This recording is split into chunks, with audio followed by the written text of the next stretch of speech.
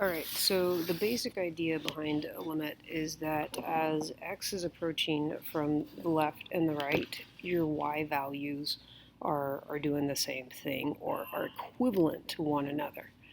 So this first question is just asking us to identify whether or not this function is continuous, has an infinite discontinuity, or a removable discontinuity.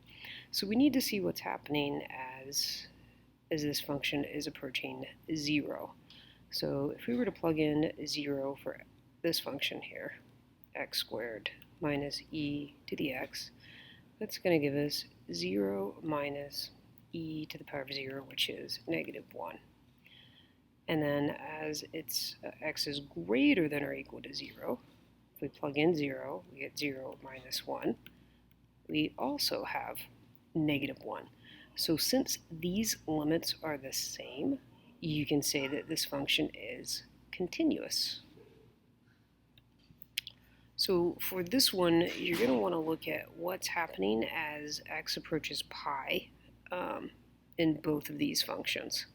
So then you would calculate pi sine of pi and evaluate, and then you would calculate pi tangent of pi and evaluate.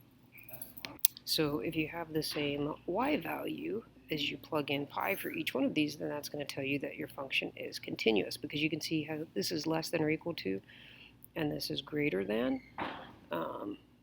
So that's why we're looking at as it approaches pi from the left and from the right.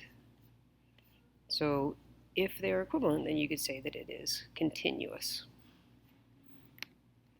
All right, so these are kind of fun. So again, you can see x is less than some value of k here, and x is greater than or equal to this value of k here. So what we want to figure out in this particular question is, okay, well, what value of k exactly are we looking at? So we're going to plug in k, 3k plus 2, and we're going to set that equal to 2k minus 3.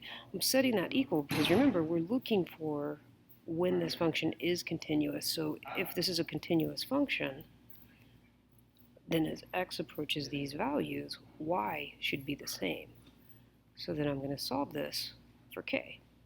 So I'm going to subtract 2k from both sides, and then I'm going to subtract 2 from both sides. So that gives me k is negative 5.